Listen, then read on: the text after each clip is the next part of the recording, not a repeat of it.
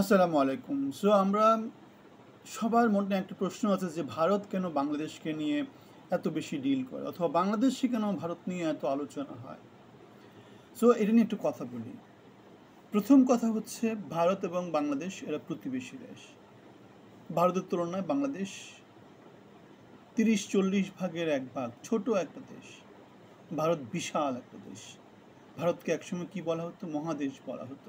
ভারত মহাদেশ। সেই ভারত মহাদেশের ভারত হচ্ছে সবচেয়ে বড় দেশ।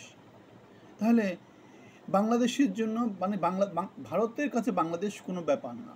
পশ্চিমবঙ্গের কাছে হয়তো ব্যাপার হতে পারে, কারণ পশ্চিমবঙ্গ বা কলকাতা হচ্ছে পূর্ববঙ্গ, বাংলাদেশের সমান একটা দেশ, কোনো এক সময় এক দেশ হিসেবে ছিল। তাহলে পুরো ভারতবর্ষের কাছে বাংলাদেশের কোনো দাম নেই, বাংলাদেশের কাছে খুব একটা ভ্যালুয়েশন নেই। আর বাংলাদেশের কাছে ভারত হচ্ছে গিয়ে অনেক বড় একটা ব্যাপার। ঠিক আছে।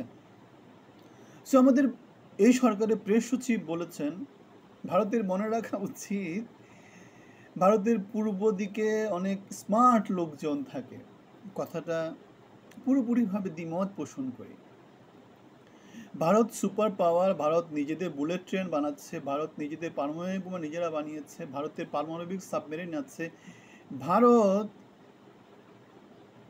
সারা পৃথিবীর জ্ঞান বিজ্ঞানে এখন অন্যতম একজন পরাশক্তি হিসেবে উঠে আসছে। ভারত চীনের সাথে টক্কা দেয়। ভারতকে কাছে পাওয়ার জন্য রাশিয়া, আমেরিকা সবাই ঝাপনা করে। ভারতের বিশাল বাজারকে ক্যাপচার করার জন্য সারা পৃথিবীতে জিও পলিটিক্স চলে।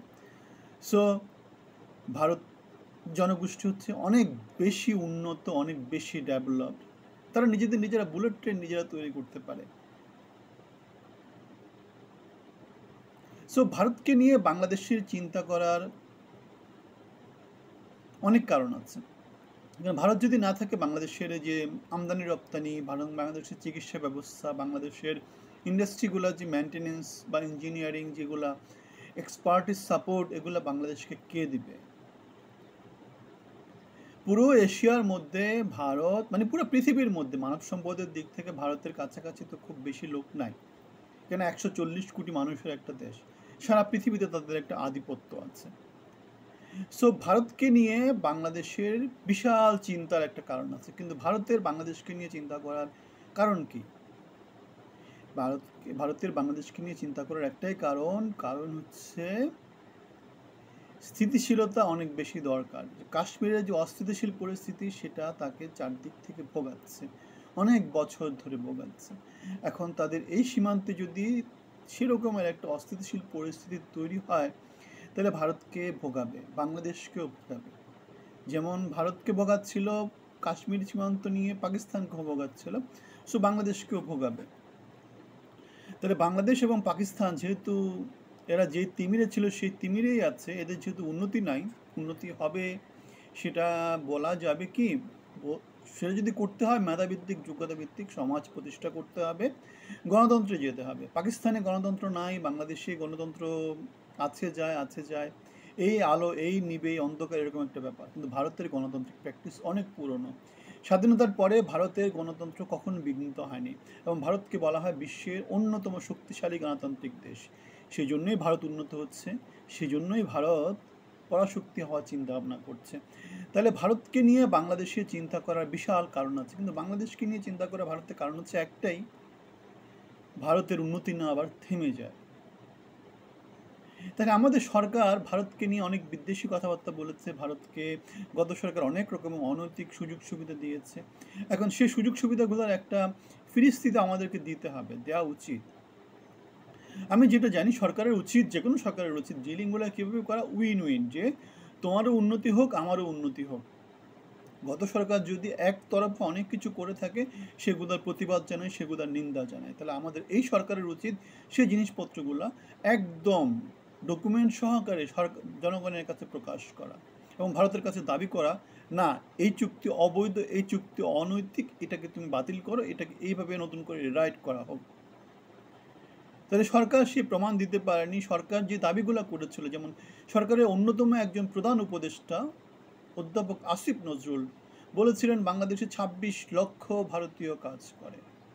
এখন পরিবর্তিত পরিস্থিতিতে সে 26 লক্ষ ভারতীয়কে বাংলাদেশে কাজ করছে কিনা, তারা কি করেছেন, তারা 26 লক্ষ লোকের জায়গায় বাংলাদেশি কয় লক্ষ লোকের কর্মসংস্থান করতে পেরেছেন, তাদের অবস্থানগত এই দিকে 26 লক্ষ লোকের যে কর্মসংস্থান সেটার ব্যাপারে তাদের অবস্থান কি, সেটা তাদের পরিষ্কার করা কি নৈতিক দায়িত্ব না? কেননা এটা আপনি সব জায়গাতে দেখতে পাবেন। আসিফ নজরুল বলেছে 26 লক্ষ লোক ভারতীয় বাংলাদেশে কাজ করে। তাহলে বাংলাদেশ এখান থেকে কিছু গেইন করতে পারে, সেই গেইনটা কি আমাদের সরকার আমাদেরকে দিবে, নাকি সেই দালালি করে যাবে? যেমন দালালি আমাদের ইলিয়াস হোসেন বলেছিল দালালির কথা।